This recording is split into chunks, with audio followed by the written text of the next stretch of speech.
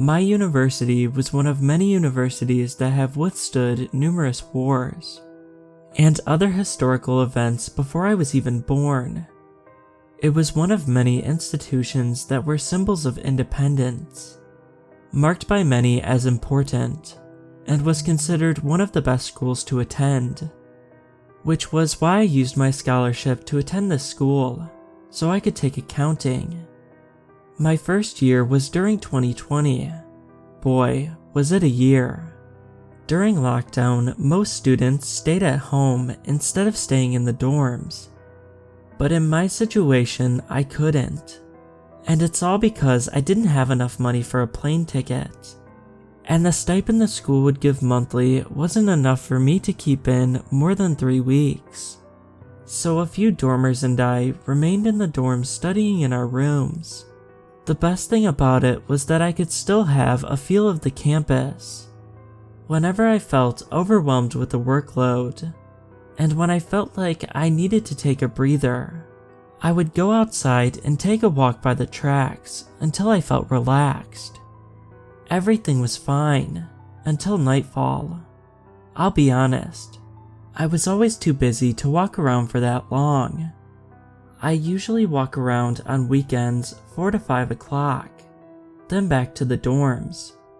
And on some foggy night, I got hungry and there were 200 pesos in my pocket, and so I bought takeout and went outside my dorm room to grab it. I passed down the field when I noticed a foggy thing resting by the waiting shed where my food was waiting, but it definitely didn't look like a driver. It was a white, unmoving figure, tall and kind of droopy if you really looked at it. I didn't notice it at all during the day, but every nightly errand I ran, it stood there, silently watching me pass by the track field up to the shed. It was creepy, but it wasn't the only instance of fright I would feel. A few months later, I suddenly felt a heavy feeling from my unit, and I never noticed it. But there was a huge gash from the walls of the bathroom, and it kind of freaked me out. I contacted the school about this. They explained that they would fix it sooner, and that they would let me switch units if it was fine with me, and I agreed to it. Which leads me to the next event that gave me the fright of my life.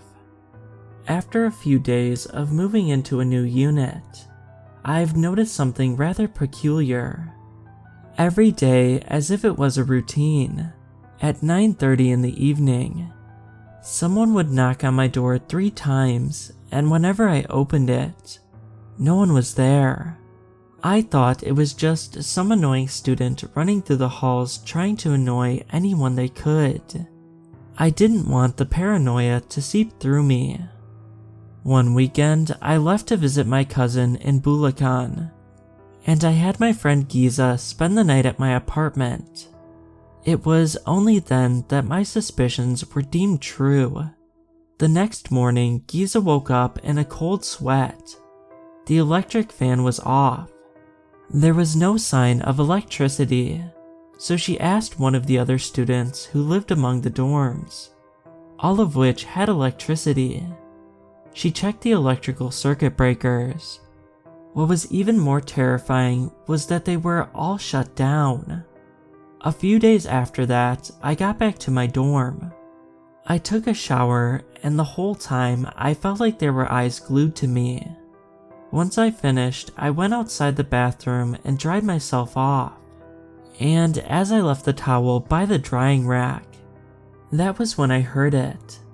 As if breathing heavily down the nape of my neck, a voice seemed to breathe a deep and chilling sigh. I felt the hairs on my arms stand up, and I couldn't do anything but deal with it until I have enough money to move out of the dorms. The same 9:30 door knocks, the heavy eyes in the bathroom, the electric circuit breakers all off, and even loud banging of objects became an everyday occurrence to me. I didn't feel safe in my dorm anymore, and later on, something would wake me up in the dead of the night. shaking me up no matter the time. Soon enough, I got tired of the occurrences and decided to move out. I moved out to a different room to another dorm building, and I haven't had the same experience anymore. I am thankful, but to simply even type this out was stressful.